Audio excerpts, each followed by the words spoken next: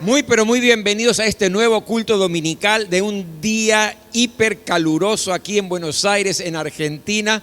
Pero gracias a Dios hay un grupo que está en forma presencial y a los cuales ya les dimos la bienvenida. Y bienvenido también a todos aquellos que están en forma virtual a través de nuestras redes sociales, en cualquier parte del mundo que se encuentren, bienvenidos. Y rogamos, anhelamos que la gracia de Dios, el poder de Dios también se pueda manifestar en cada uno de aquellos que en esta hora está siguiendo este culto. Hoy es un día muy lindo, muy especial, porque vamos a participar de la cena del Señor. Vamos a tener este momento donde vamos a estar recordando la muerte y resurrección de nuestro Señor Jesucristo. Así que si usted está en su casa, yo quiero animarle ahora que prepare un poquito de vino o jugo de uva y un pedacito de pan en función de los integrantes que tiene allí en su casa. Y cuando participamos de la cena juntos en comunión, podemos hacerlo en el nombre de Jesús. Pero antes de participar de la cena, yo quisiera compartir una palabra breve, concreta, en esta hora. Vamos a abrir las Biblias en Isaías capítulo 35. Isaías capítulo 35. Y voy a leerles a partir del versículo 3 en adelante. Isaías 35, versículo 3 en adelante. Dice así la palabra de Dios: fortaleced las manos cansadas, afirmad las rodillas endebles. Decid a los de corazón apocado: esforzaos, no temáis. He aquí que vuestro Dios viene con retribución, con pago. Dios mismo vendrá y los salvará. Entonces los ojos de los ciegos serán abiertos y los oídos de los sordos se abrirán. Entonces el cojo saltará como un ciervo y cantará la lengua del mudo. Porque aguas serán cavadas en el desierto y torrentes en la soledad. El lugar seco se convertirá en estanque y el sequedal en manaderos de agua. En la morada de chacales, en su guarida será lugar de cañas y de juncos. Y habrá allí calzada y camino, y será llamado camino de santidad. No pasará inmundo por él, sino que él mismo estará con ellos. El que anduviere en este camino, por torpe que sea, no se extraviará. No habrá allí león, ni fiera subirá por él, ni allí se hallará para que caminen los redimidos. Y los redimidos del Señor volverán, y vendrá nación con alegría, y gozo perpetuo será sobre sus cabezas, y tendrán gozo y alegría, y huirán la tristeza y el gemido. Hasta aquí la lectura de la palabra del Señor. Gracias, Señor, por tu palabra hoy. Yo te ruego que pueda fluir tu bendición sobre nuestras vidas y que nos muestres tu plan, tu voluntad, para que podamos disfrutar plenamente de nuestra vida. Señor, en el nombre de Jesús, que tu Espíritu Santo comience a obrar en cada uno en esta hora, conforme a cada necesidad. Háblanos, Señor, háblanos de una manera puntual, específica, a aquello que estamos precisando escuchar en esta hora de tu parte. Te doy la gloria y la honra en el nombre de Jesús. Amén. Para que podamos entender bien esta palabra profética de Isaías, permítame ponerlo en un contexto. Porque esta es una palabra profética relacionada a un momento determinado o a dos momentos determinados del pueblo de Dios. ¿Cuál es el contexto histórico del pasaje?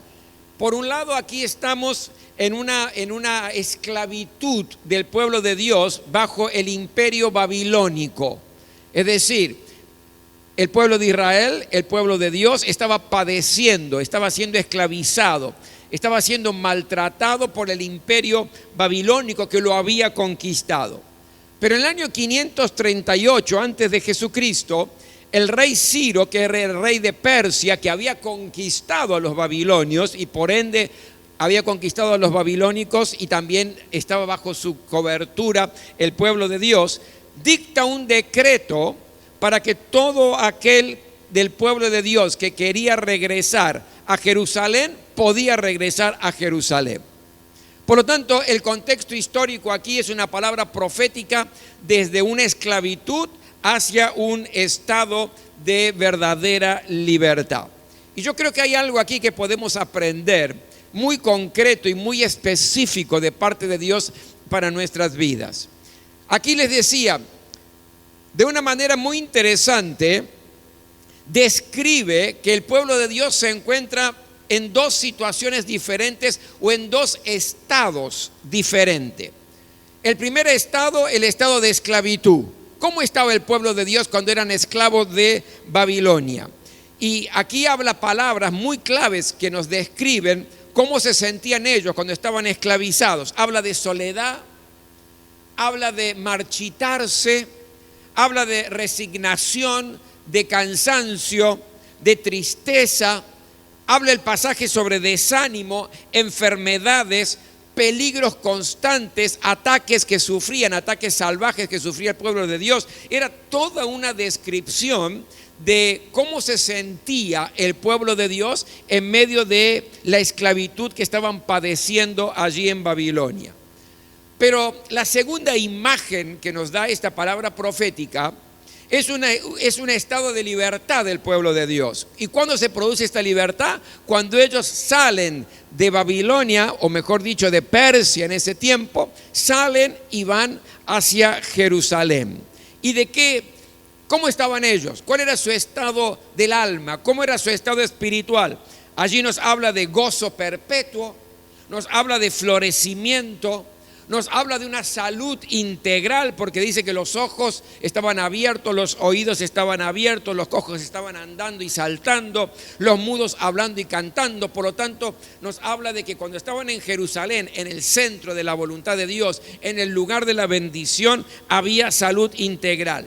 Pero también nos dice que en ese momento todo lo que estaba seco, la sequedad se transforma en manantial y en torrentes de agua donde otros iban a poder tomar. Era un tiempo de verdadera paz, donde ya no iba a haber ataques salvajes, ni de chacales, ni leones, ni bestias feroces, en un sentido simbólico. Es decir, muy claro está en este pasaje que como pueblo de Dios, como cristianos, podemos estar en dos lugares, o en uno o en otro. Y hoy podemos llegar a identificarnos con alguno de estos lugares. ¿Estamos por ahí como cristianos que están viviendo en Babilonia o como cristianos que estamos viviendo en Jerusalén? Todo depende de cómo estamos sintiendo nuestra vida, cómo estamos sintiendo nuestra alma, nuestras emociones, nuestra manera de vivir. ¿Cómo lo estamos sintiendo? ¿Nos sentimos marchitarnos? ¿Nos sentimos solos? ¿Nos sentimos tristes, desanimados? ¿O nos sentimos con un gozo perpetuo? ¿Nos sentimos alegres que lo que estaba seco se transforma en manantial? ¿Cómo te estás sintiendo? ¿Como si estuvieras en Babilonia en tu vida espiritual o como si estuvieras en Jerusalén? ¿Saben? Lamentablemente yo creo que hay muchos, demasiados cristianos que están viviendo como si estuvieran en Babilonia, que están viviendo esclavizados. ¿Cómo lo sabe, pastor? Porque veo sus vidas, porque siento lo que hay en sus corazones, porque están viviendo un eterno desierto sin un oasis para refrescarse en la vida. Por donde lo ven están secos, pero son cristianos, tienen a Cristo en su corazón, pero están secos en su vida devocional, donde no hay un tiempo de comunión con Dios, no hay esa desesperación por buscar la palabra del Señor y de orar y buscar la presencia del Señor y dejar las cosas en el altar de Dios como acabamos de cantar. Están secos en su vida de servicio, es un desierto. ¿Tienen dones, pastor? Claro que tienen dones, porque todos los cristianos tenemos dones dados por Dios. Es un regalo de parte del Señor para ser usado, desarrollado, para poder bendecir a los otros. Dones que Dios dio en función de su voluntad, para que entre todos conformemos el cuerpo de Cristo. Dones para que otros puedan conocer al Señor, dones para edificar la iglesia. Es decir, Pero cuando usted ve sus vidas, esos dones están paralizados, están secos, secos en sus conversaciones. Es decir, hay muchos cristianos que están viviendo un desierto, que están viviendo como si estuvieran en Babilonia, en algo que les está costando vivir cada vez más la vida cristiana. Pero también yo creo que muchos están viviendo una tremenda soledad, una soledad existencial. ¿Sabe por qué? No sienten la compañía de Dios. No sienten la presencia de Jesús, aunque intelectualmente saben que Jesús ha dicho: yo voy a estar con ustedes todos los días hasta el fin de los tiempos. Yo lo tengo claro, en mi mente está claro, lo he aprendido, lo repito, pero no lo estoy sintiendo. Por eso les viene una tremenda desesperación cuando hay momentos de dificultad, porque creen que están solos. Por eso es que no sienten el abrazo de parte de Dios, ese abrazo paternal, ese abrazo que da calidez. ¿Por qué? Porque creen que están peleando solos, que están luchando solos, que están solos en esta vida, que tienen que enfrentar las dificultades absolutamente solos. Están como si estuvieran en Babilonia. Pero también hay muchos de ellos que se sienten marchitarse como una flor. Son características que hemos visto de cuando están en Babilonia. Marchitarse. Es feo ver una flor que cuando se va marchitando, cuando se va secando, se va apagando poco a poco, va apagando su color, su forma, su belleza. Y así es lo que le va pasando a cristianos, a hijos de Dios que aman a Dios, pero viven como si estuvieran en Babilonia. Se van marchitando en cuanto a la fe, se va apagando en cuanto a la fe. Lo que en un tiempo era una fe osada de creer los imposibles de parte de Dios, una fe que se enfrentaba a cualquier situación diciendo: pero hay promesa de Dios y yo le voy a creer al Señor. Esa fe plena, absoluta, osada, se va apagando y se va marchitando, y todo ahora es duda. ¿Será que Dios puede hacer esto? ¿Será que Dios puede hacer ese milagro? ¿Será que Dios me va a dar la victoria cuando la palabra dice que somos más que vencedores por medio de aquel que nos amó? Se van apagando, se van marchitando como una flor. Se va marchitando la fuerza espiritual. Y usted los veía antes como guerreros, guerreros de Dios, que no encontraban obstáculos, no había muros. Ellos avanzaban para conquistar todo lo que Dios les había dado en lo personal, evangelizando, donde hablaban de Jesucristo en todo momento, en toda circunstancia. No les daba vergüenza absolutamente nada, y de pronto se van apagando. ¿Por qué? Porque están viviendo como si fuera Babilonia, marchitándose como una flor, resignados, cansados, desanimados, tristes, con peligros constantes, como nos describe el pasaje. Hay cristianos que se sienten más acosados por el diablo que amados por Dios. ¿Usted sabía eso? Hay cristianos que no pueden dormir si no hay una luz prendida, porque tienen miedo a algún espíritu que dé vuelta por ahí. Hay cristianos que no miran debajo de la cama, no sea cosa que salte algún demonio, o abrir un placar y que les salte. Y tienen miedo, tienen más miedo de eso, en lugar de sentirse cubiertos, protegidos, amados, abrazados, victoriosos en el Señor. La palabra de Dios me enseña que no soy yo quien está huyendo. La palabra de Dios me enseña que es Satanás el que huye cuando nos sometemos al Señor. ¿Cuántos dicen amén a eso? Pero aquí están en Babilonia con peligros constantes, donde todo genera miedo, donde todo genera pánico, donde todo genera tristeza. Esto es como entrar en un zoológico sabiendo que no hay jaulas. No se puede, ¿verdad? Da miedo. Y yo creo que no vale la pena vivir así. Jesús pagó un precio muy alto en la cruz del Calvario para salvarnos, para transformar nuestra vida, para que vivamos como si estuviéramos en Babilonia, para que vivamos de esa manera la vida cristiana, secos, marchitándonos, en peligros constantes, en una tremenda soledad. Yo creo que Jesús no murió en la cruz para darnos ese tipo de vida. La palabra de Dios dice que nos da vida y vida en abundancia. Por eso hay que salir de ese estado. Hay que correr de ese estado. No podemos estar más como si fuéramos parte de Babilonia. Tenemos a Cristo, pero estamos viviendo como esclavos todavía. Esclavos de temores, esclavos de situaciones que no nos permiten disfrutar la vida plenamente porque no asumimos la victoria que tenemos en el Señor. Hay que salir de Babilonia, hay que salir de ese estado y correr hacia Jerusalén, donde el pasaje proféticamente nos dice que era todo lo contrario. Estar en Jerusalén era el lugar de la bendición. En Jerusalén es el lugar donde Dios quiere que estemos. Es el lugar donde fluye la plenitud de Dios para nuestra vida. Bárbaro, pastor. ¿Cómo? ¿De qué manera? ¿Cuál es el camino? ¿Qué camino tengo que transitar para salir de este estado de ánimo, de este estado espiritual, que no vale la pena vivir la vida cristiana así? Porque para vivir la vida cristiana así, mejor largue todo.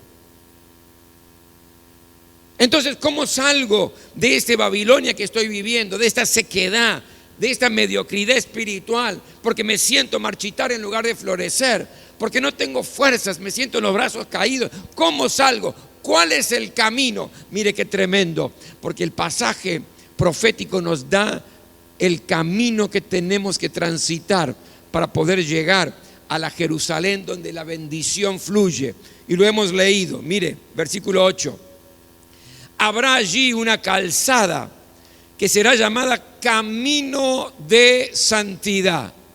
Dígale que está a su lado, camino de santidad. No viajarán por ella los impuros, ni transitarán por ella los necios, sino que Él mismo estará con ellos. Será solo para los que siguen el camino. Por torpe que sea, no se extraviará.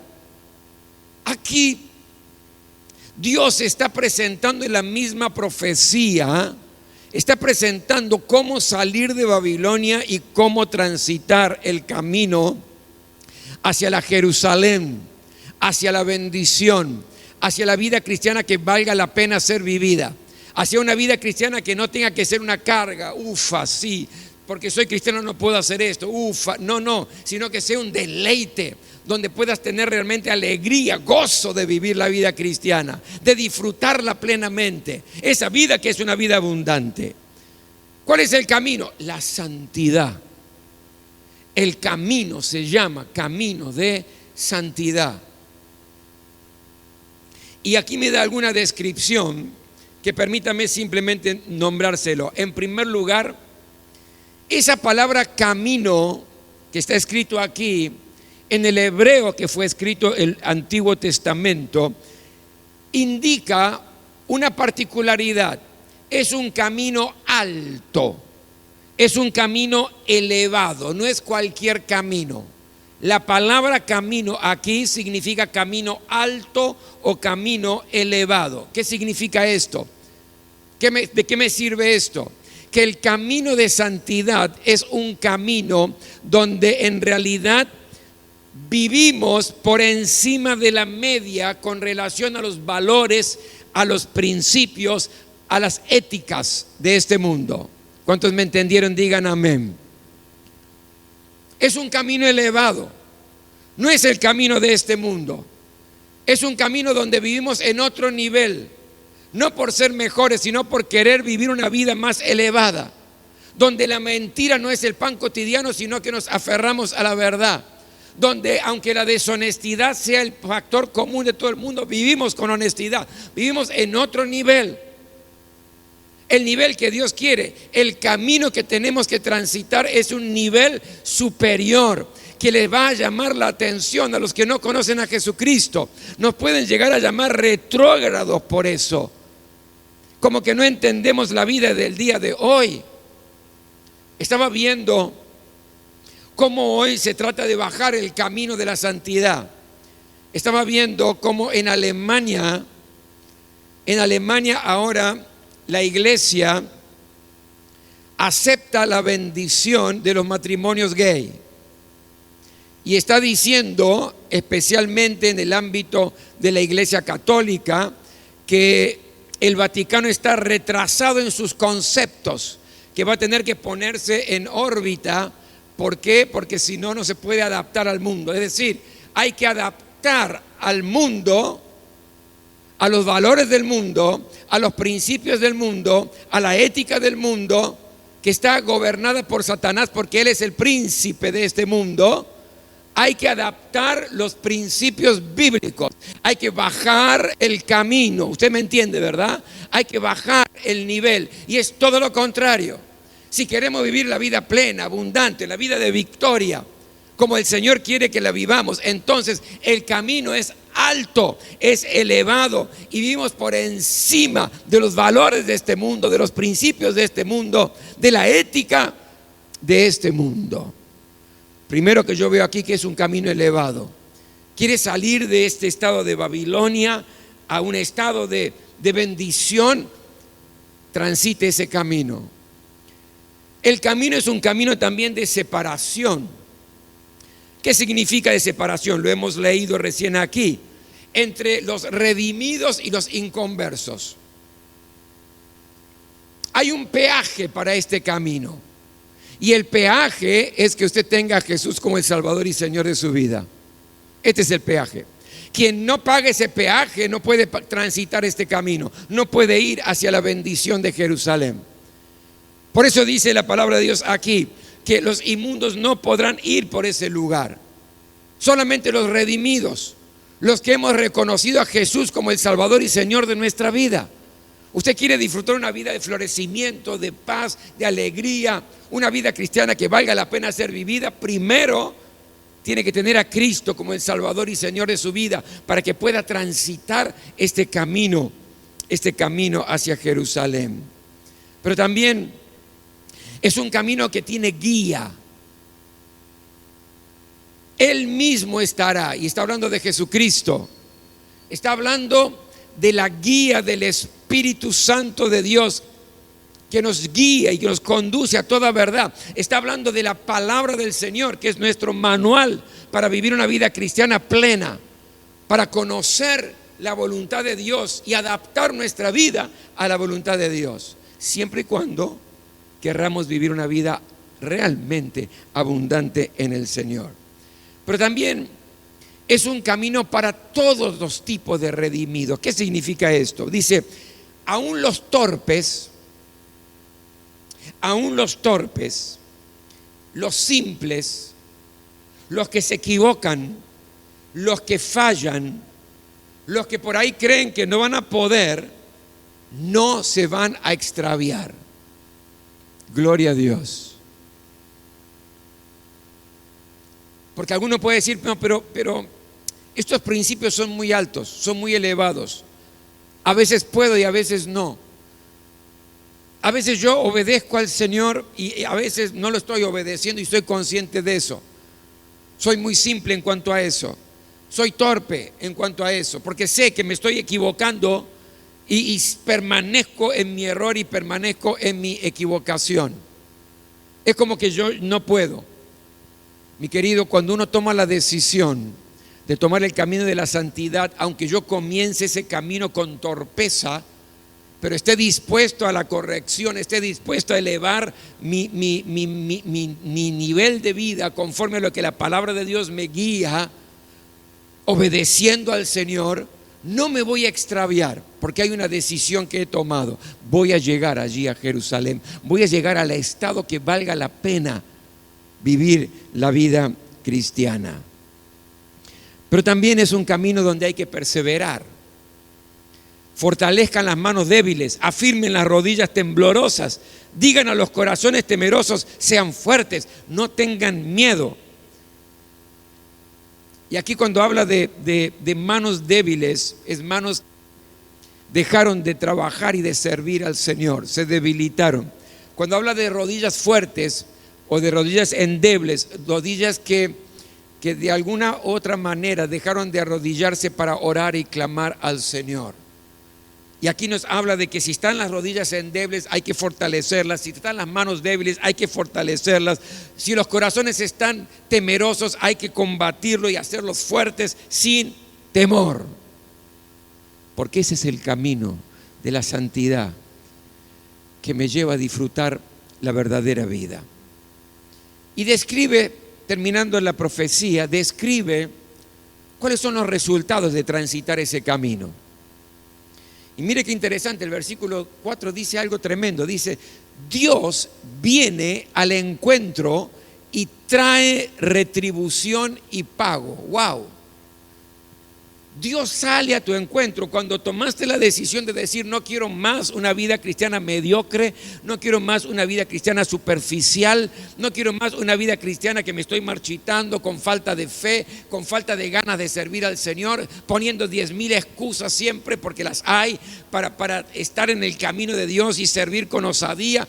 No quiero más eso, quiero la plenitud, quiero realmente algo poderoso en el Señor. Y te decidís a transitar el camino de la santidad, como lo hemos descrito. Dios mismo va a tu encuentro. ¿Cuántos dicen amén a eso? Y viene con regalo, viene con retribución, viene con bendición, viene con pago. ¿Y cuáles son? Fíjese aquí lo que describe. Primero, habla del gozo perpetuo. Gozo perpetuo, no un gozo circunstancial, no un gozo cuando las cosas van bien.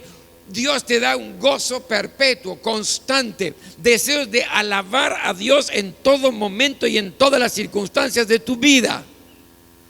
Dios te da ese regalo. Habla de florecimiento. En lugar de marchitarme en mi fe, comienzo a florecer. En lugar de marchitarme en mi servicio a Dios, comienzo a florecer, a embellecer mi vida, a ser diferente. Habla de salud integral, ojos abiertos, los ojos desde el punto de vista espiritual, oídos abiertos, cojos saltando, mudos hablando. Es decir, es un tiempo de milagros, milagros en nuestra vida. Habla de una sequedad que se transforma en manantial, otro regalo de parte de Dios. Dice la palabra, ríos de agua viva que brotan y saltan para vida eterna. Pero ¿sabe lo tremendo de esto? Que cuando uno está allí en Jerusalén recibiendo este regalo y este pago precioso de parte del Señor, porque decidí vivir en santidad, no solamente mi sequedad se transforma en manantial, sino que otros podrán beber de la fuente de agua, de la bendición que Dios me ha dado. Usted va a ser una influencia tal que los que lo rodean van a ser bendecidos por su vida. ¿Ya lo pensó? ¿Ya se dio cuenta? Tu familia bendecida por tu vida, tus compañeros de trabajo bendecidos por tu vida. ¿Por qué? Porque podrán beber de la fuente que brota y salta en tu interior. Pero también nos dice que es un tiempo de paz. Un tiempo de paz completa. ¿En qué lugar se encuentra, mi querido?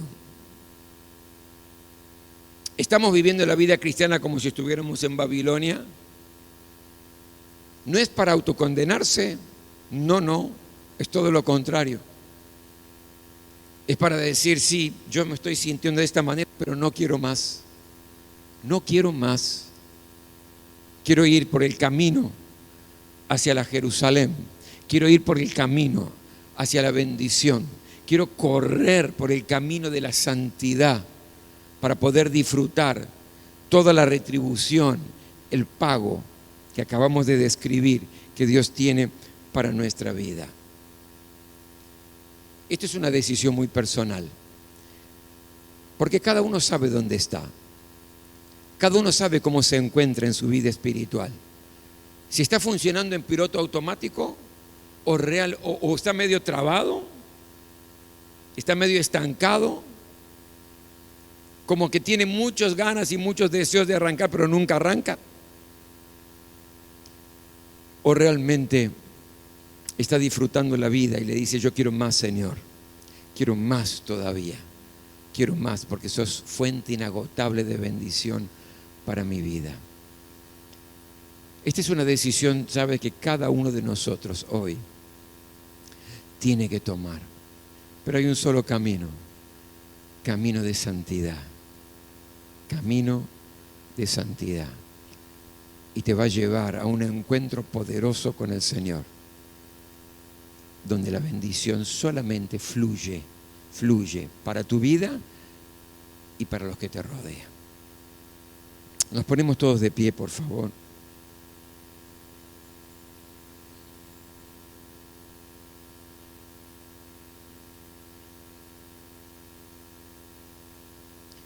Me gustaría que este momento cierres tus ojos para que no te distraigas con nada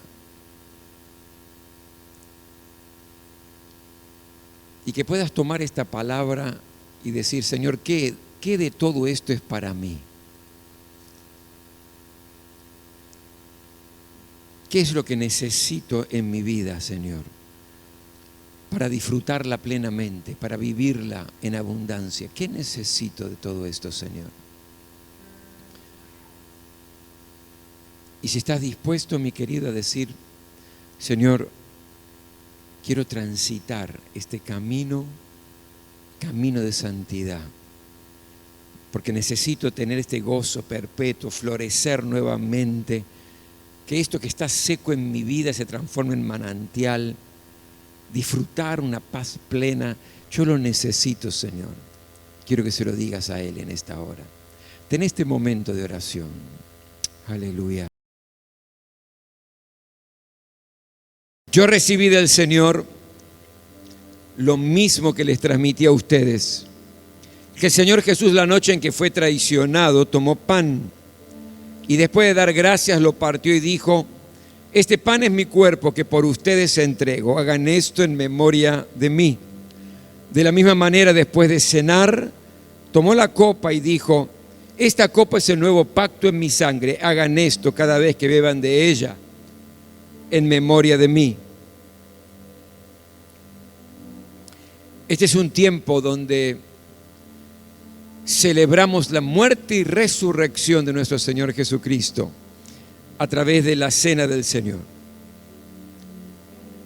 Jesús estaba reunido con sus discípulos e instituyó la cena con pan y con vino. El pan representa el cuerpo de nuestro Señor Jesucristo, que iba a ser clavado en la cruz del Calvario, donde iba a recibir los azotes, donde iba a ser clavado, y por sus llagas íbamos a ser curados, según la palabra, donde pagó el precio de nuestra paz, donde pagó el precio por nuestras rebeldías, nuestras rebeliones.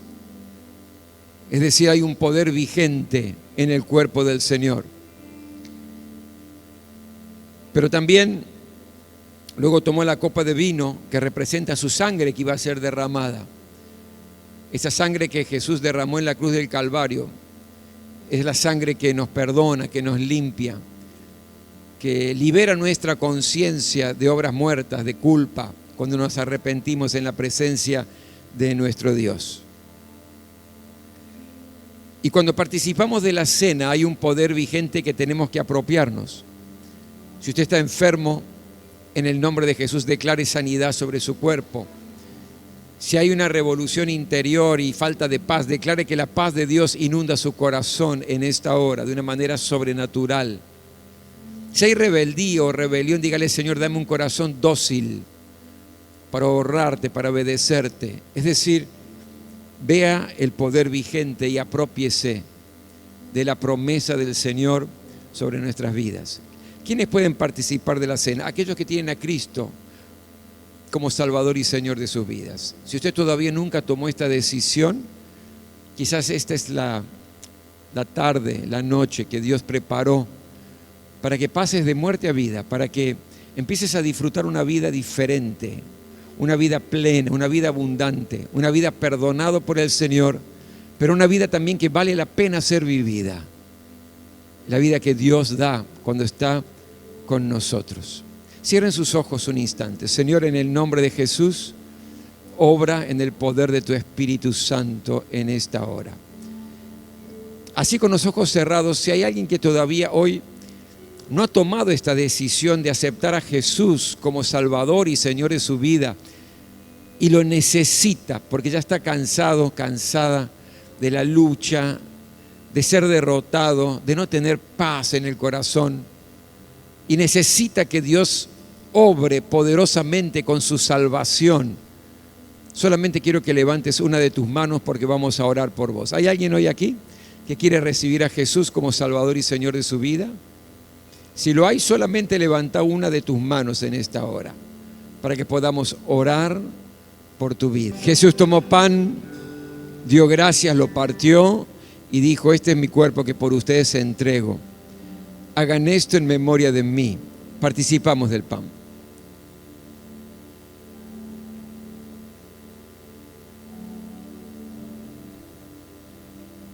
Señor, que todo el poder vigente de tu cuerpo en la cruz se manifieste en esta hora, en cada vida, de aquellos que están hoy aquí en forma presencial, de los que están en sus casas en forma virtual.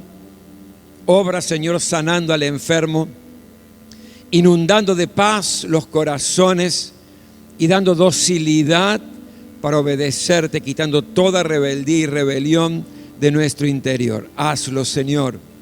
Lo recibimos en el nombre de Jesús. Después de cenar, Jesús tomó la copa de vino que representa su sangre derramada en la cruz para perdonarnos, para darnos vida, porque la vida está en la sangre, dice la palabra. Sangre que nos perdona, que nos limpia y quita toda culpa de la conciencia. Cuando usted participe de la copa, si hay algo que tiene que confesarle al Señor, hágalo. Dígale: Señor, perdón, me arrepiento de este pecado, por lo que dije, por lo que hice, por la decisión que tomé, me arrepiento. Y la sangre de Cristo perdona y obra profundamente en nuestro interior. Vamos a dar gracias al Señor por su sangre derramada en la cruz. Después de cenar, Jesús tomó la copa de vino. Este es el nuevo pacto en mi sangre.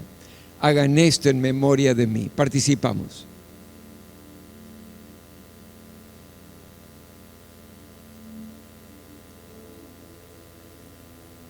Gracias, Señor, porque en tu sangre tenemos el perdón, la limpieza de nuestra vida, la limpieza de nuestra conciencia, y tenemos vida, porque la vida está en la sangre, dice tu palabra. Señor, que un manto de perdón cubra nuestras vidas en esta hora. Porque cada vez que comen este pan y beben de esta copa, proclaman la muerte del Señor hasta que Él venga.